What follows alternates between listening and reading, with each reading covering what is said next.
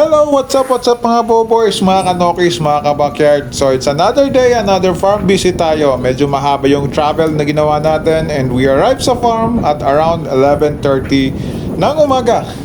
So almost magto-12 na, nakakagutom yung biyahe. Dating natin dito, maulan yung panahon. So we have to stay for a while sa isang covered area. Dito kagad tayo nakapag-proceed sa pag-check ng ating mga sisiw at nokis. So inantay-antay natin na mawala muna yung ulan and then we can proceed na sa pagbibigay ng pagkain kasi alam nyo ba during noon time nagbibigay tayo ng food ng chow sa ating mga sisiw.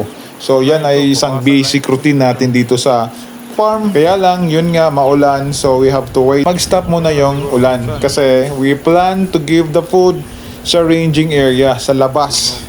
Okay? At sa wakas, salamat naman na tumigil na ang ulan. So kailangan natin paghandaan yung pagpapakain ng ating mga sisiw. Kailangan bilisan kasi maya-maya baka bumalik na naman ang ulan. Kaya palabasin na ang lahat ng mga sisiw. Ayan, masigla silang lumabas. Sabi ng farm boy, buong araw daw umuulan. Kaya naman pala, yung ating mga sisiw ay masiglang-masigla na lumabas sa kanilang barn. So bigyan kaagad ng pakain kasi maya-maya baka umulan. So ito yung ating usual routine. Kailangan bigyan natin sila ng pagkain every noon break. May noon break din sila. Maganda sa ating mga sisiw yung nakagala sila sa open range area. Iwasan yung mga feeder picking considering na yung barn nila ay hindi na halos kasya sa kanila. So malaki ang tendency na mag-feeder picking sila lalo sa ganitong panahon. Kaya pag maganda yung panahon, hinahayaan lang talaga sila dito sa open range area. Ang pagkain nila, lahat nakukuha nila sa natural na environment. Kaya dagdag sa lakas ng kanilang immune system. Yan ang natural na management ng mga sisiw. Ubus na. And during feeding, it's good to observe our chickens kung sino yung may mahina, sino may nararamdaman na kakaiba, at that needs immediate attention. So at least we can provide medical intervention kasi as early as possible kailangan natin may avoid yung spreading of any diseases. Kita nating present na sa ating farm. Sabi nga, it's prevention, it's better than cure. So as early as possible kailangan ma-treat kagad natin yung mga possible diseases available in the farm. Alright? So good thing na dito sa ating farm, as we observe it, walang presence of any diseases. Masigla, maliksi at talagang masaganang kumain yung ating mga sisiw.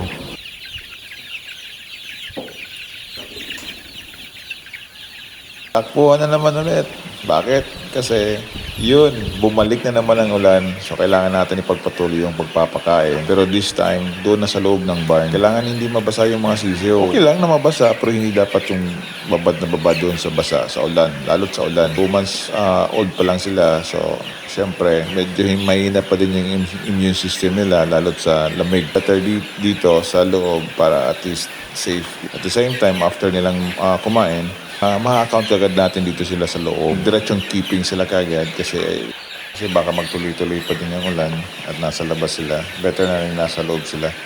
So dito tayo nagbigay ng maraming pagkain. Dito natin pinagpatuloy, including yung pagbibigay ng ating vitamins. So nag-vitamins tayo mga boys kasi syempre lumakas yung immune system nila.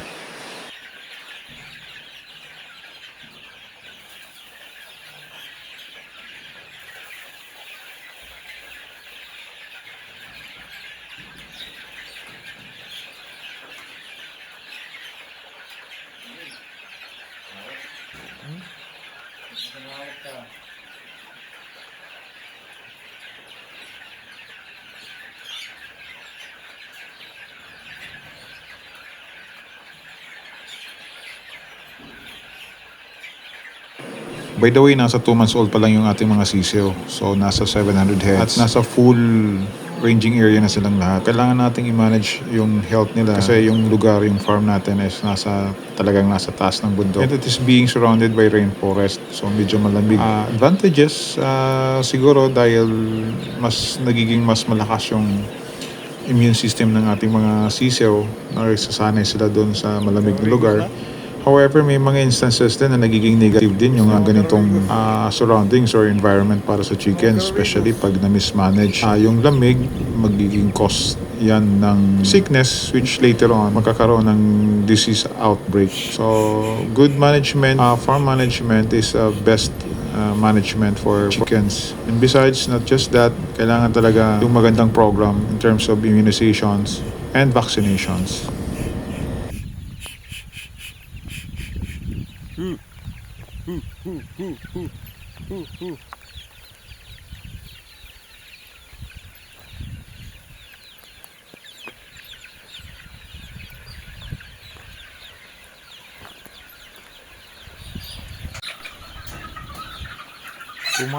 Two months old.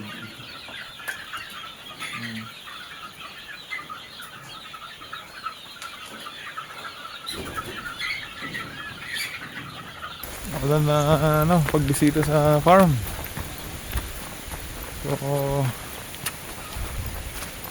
but good thing healthy yung ating mga sisiw. Despite ganitong weather, nagpakain tayo lunchtime. So, they're good. Hopefully, mas-sustain nila yung magandang health after sanin na uran.